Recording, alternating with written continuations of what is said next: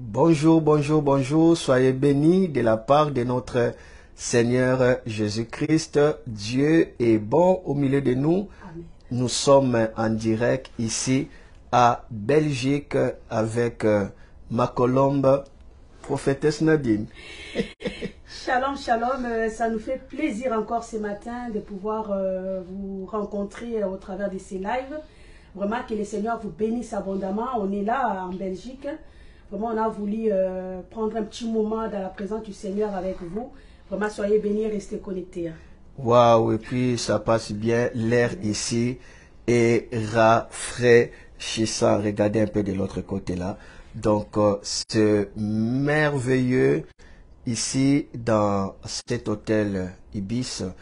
Donc, le Seigneur est merveilleux. Alors, chérie, nous allons parler un peu sur le prix d'une âme.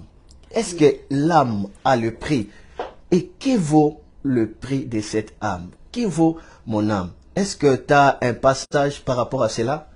Bien sûr, nous sommes dans le livre de Matthieu, chapitre 16. Je commence par le verset 24 jusqu'au verset 26. Ici, c'est Jésus qui est en train de parler avec ses disciples. La Bible nous dit, j'ai lu au nom de Jésus, alors Jésus dit à ses disciples, si quelqu'un veut venir après moi, qu'il renonce à lui-même, qu'il se charge de sa croix et qu'il me suive. Verset 26, je prends directement. Et en fait, Jésus continue à dire, et que servirait-il à un homme de gagner tout le monde s'il perdait son âme? Ou que donnerais-tu un homme en échange de son âme? Je reprends. Et que servirait-il à un homme de gagner tout le monde s'il perdait son âme? Et que donnerais-tu un homme en échange de son âme? Waouh! Waouh! Gloire à Dieu. Ici, c'est Jésus qui est en train de parler. Hein? Il montre que l'âme n'a aucun prix. Donc, aucun bien de ce monde ne peut s'égaler à l'âme d'une personne. Et ce qui est intéressant ici, Jésus commence d'abord à dire, citez d'abord, qu'est-ce que Jésus a dit? C'est le verset 26. Jésus dit, et que servirait-il à un homme de gagner tout le monde s'il perdait son âme? Ça, c'est l'enseignement du Seigneur Jésus. La parole faite chair. Il commence à dire, que servirait-il à un homme de gagner tout le monde? Tout le monde. C'est-à-dire la terre et toute sa richesse. L'homme gagne ça. L'homme possède toute la richesse du monde. Il possède même les hommes. Il a gagné. Vous savez, il y a certaines personnes qui luttent pour gagner des hommes. Hein? Comme la personne arrive à gagner tout le monde, mais il perd son âme. Waouh! Donc Jésus est en train de comparer la valeur de l'âme et plus que toute la terre réunie. Mais c'est fort. C'est fort. Et en bas, qu'est-ce que Jésus dira, chérie? Et où que donnerais-tu un homme en échange de son âme? Donc, tellement cette âme coûte précieuse. Et puis Jésus dit, maintenant, pour essayer de changer son âme, qu'est-ce que l'homme donnera? Parce qu'il commence à dire, il faut que vous puissiez gagner votre âme, que vous ne perdez pas. Parce que même si vous gagnez toute la terre, cela ne sert à rien si vous perdez votre âme. Donc c'est une lutte, c'est un combat de gagner l'âme. Et maintenant Jésus dit, qu'est-ce que l'homme fera en échange de son âme, pour gagner son âme? Cela veut dire pour sauver son âme. Chérie, est-ce que tu as quelque chose à dire là?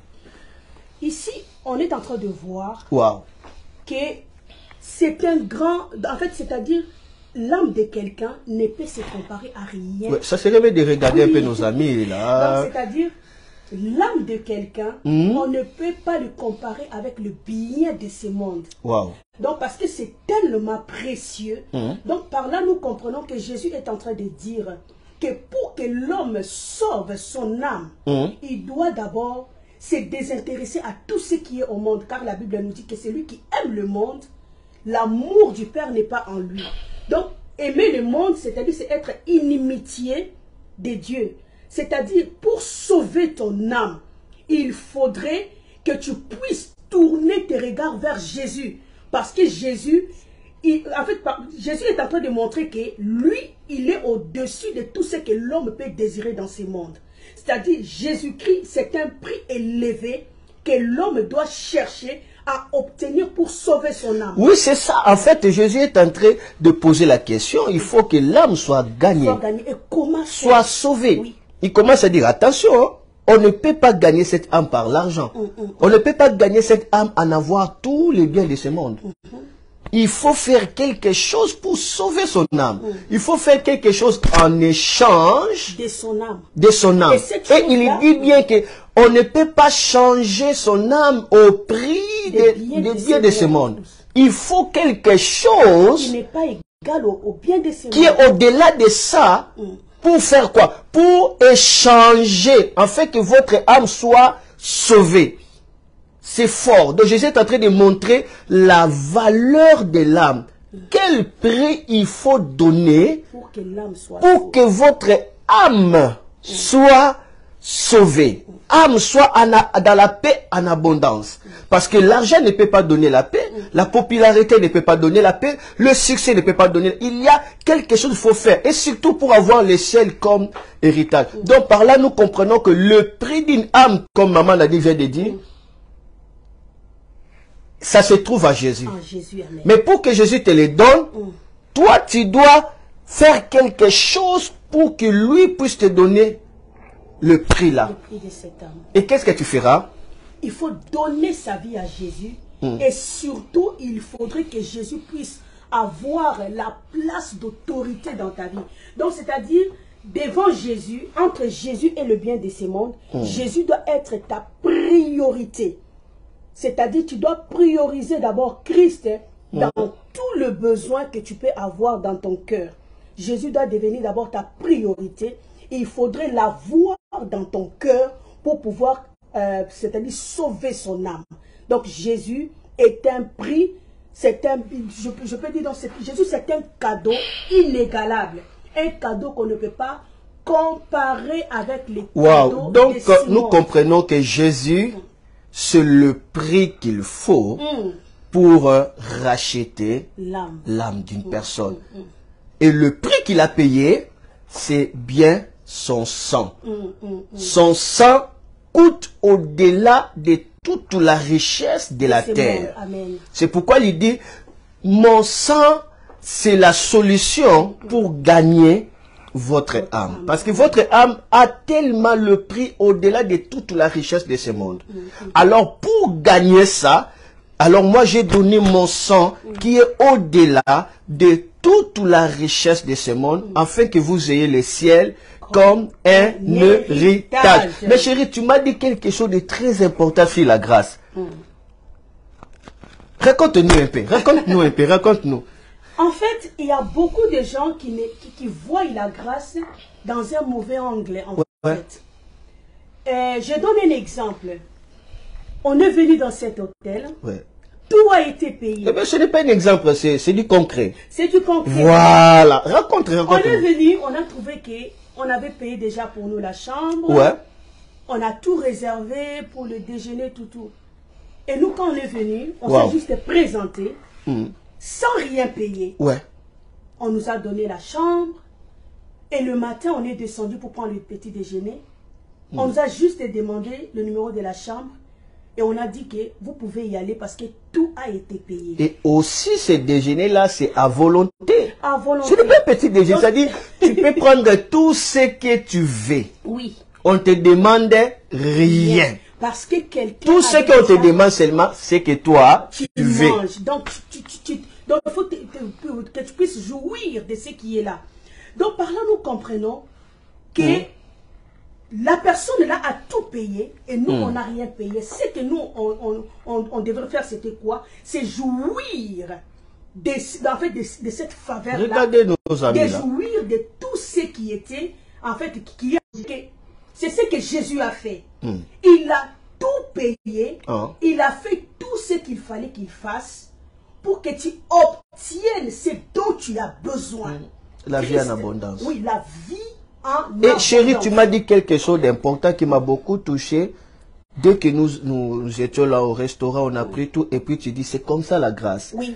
Alors, lorsque nous refusons de prendre cela, la personne qui avait payé sera frustrée. C'est comme si nous n'avons pas honoré son sacrifice. Waouh. Après, tu avais dit quelque chose là. Donc, on n'a pas honoré son sacrifice. Et le problème est que quand vous mangez les choses auxquelles lui il a payé le prix pour ça, pour lui, vous êtes en train d'honorer son sacrifice, d'honorer ce qu'il a fait.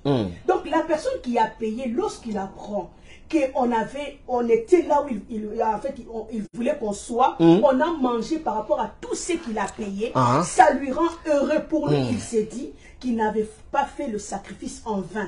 C'est comme ça qu'avec Jésus, quand nous nous jouissions de sa grâce, nous jouissons de sa grâce, nous acceptons sa grâce et nous commençons à jouir de cette grâce.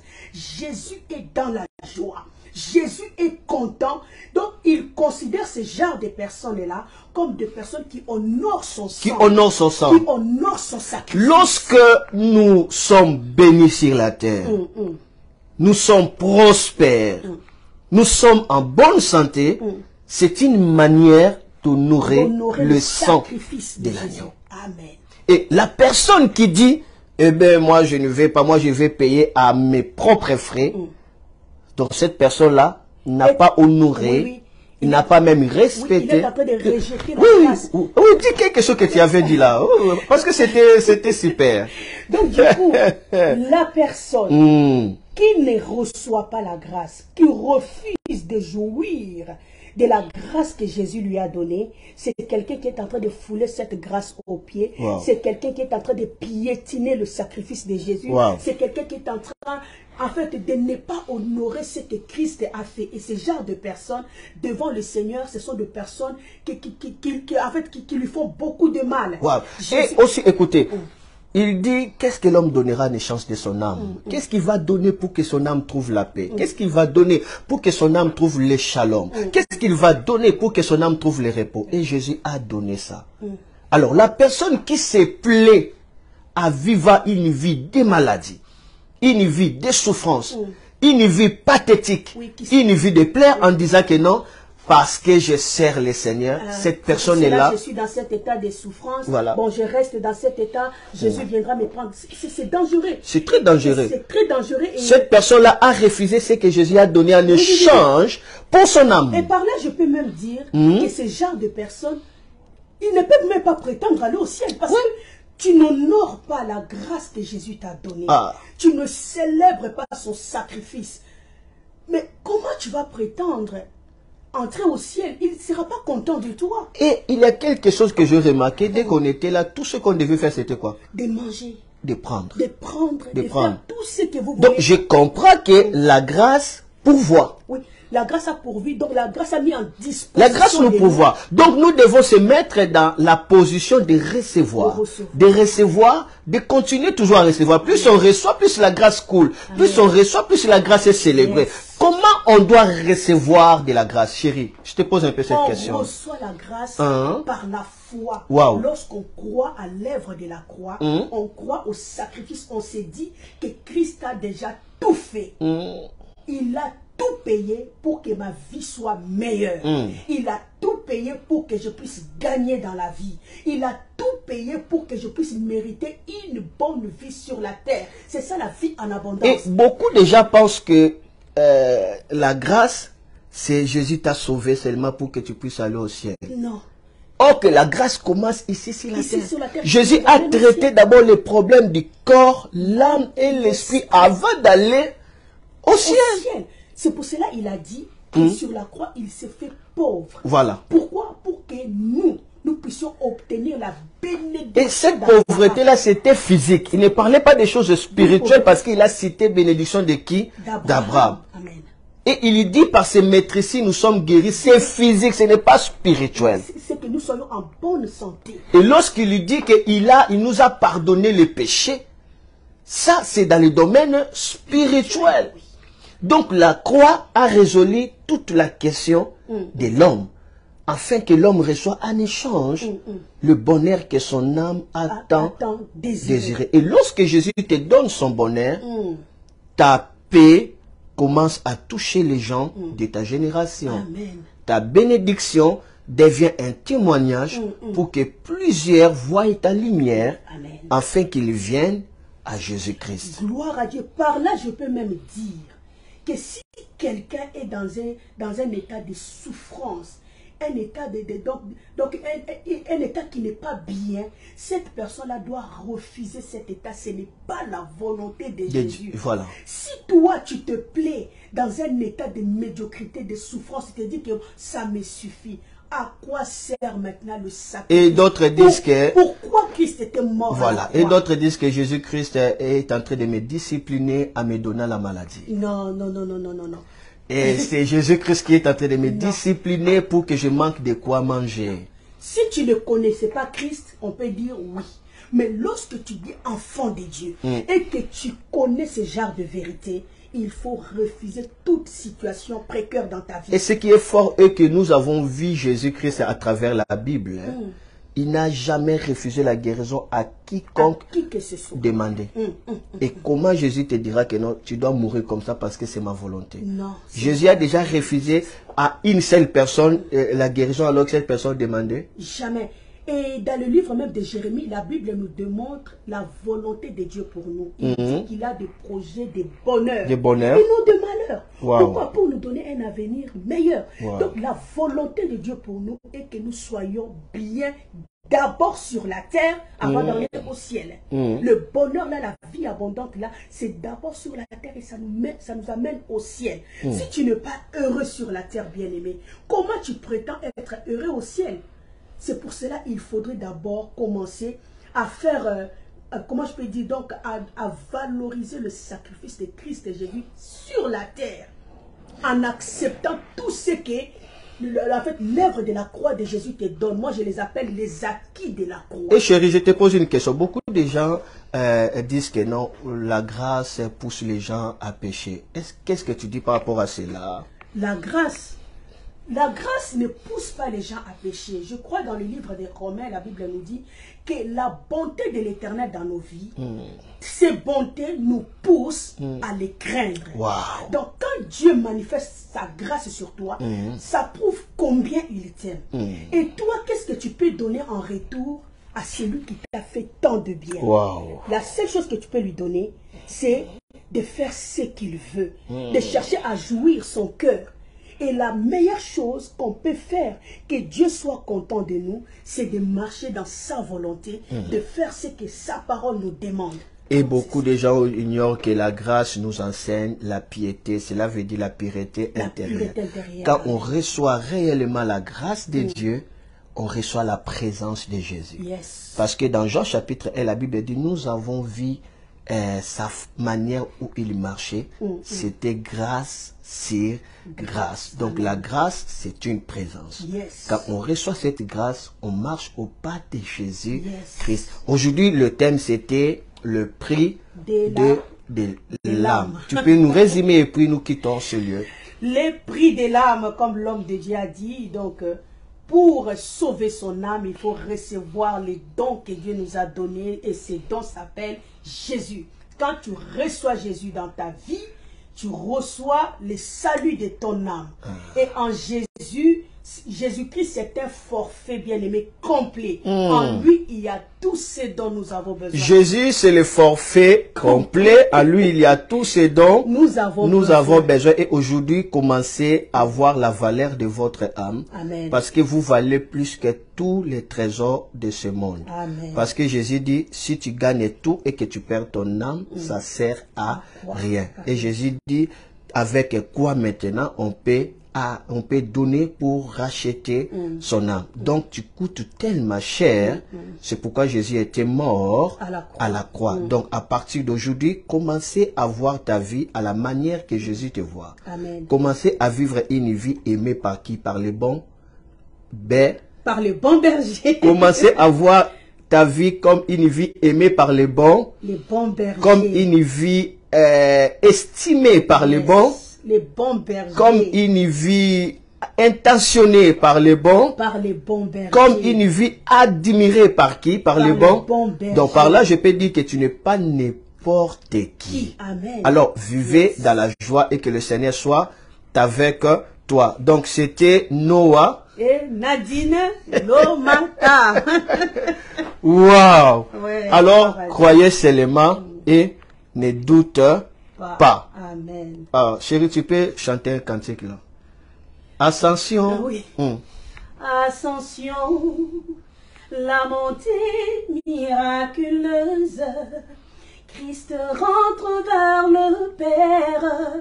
Il a achevé sa mission. Après qu'il eut tout accompli, laissons place au Saint-Esprit, afin qu'il vienne à son tour pour réaliser son œuvre avec la promesse des dieux. Oh, le voici, il apportant la solution au problème qu'il aura trouvé. Soyons sensibles à sa visite si nous voulons le recevoir, car il est là pour nous faire du bien. Oh, le voici, il est là, apportant la solution au problème qu'il aurait trouvé. Soyons sensibles à sa visite si nous voulons le recevoir, car il est là pour nous faire du bien, car il est là, Encore? pour nous faire du bien. Oh, car il est là,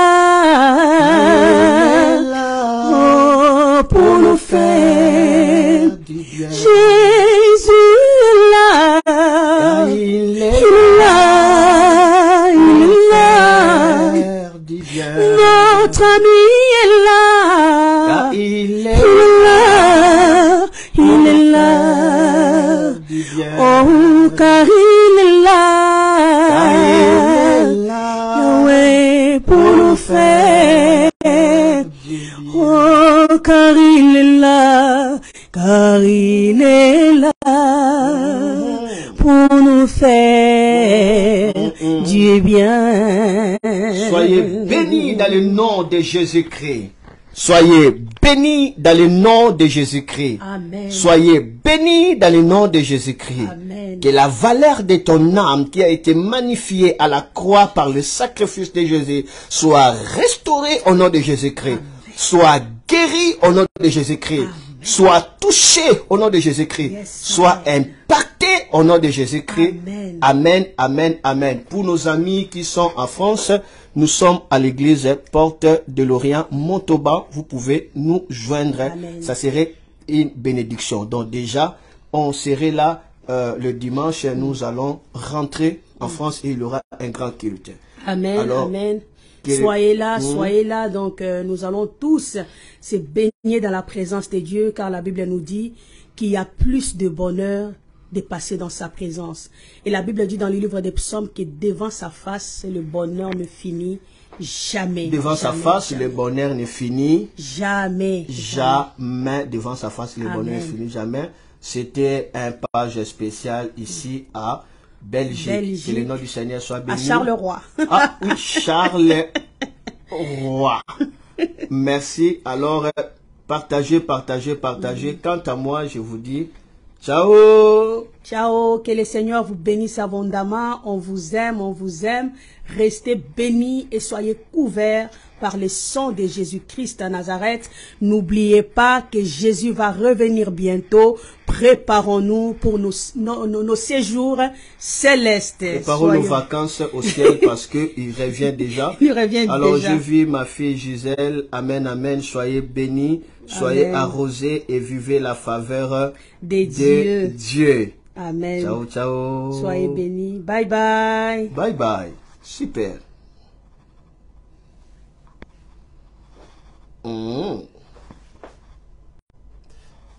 Wow, c'est super, hein, chérie, tu vois.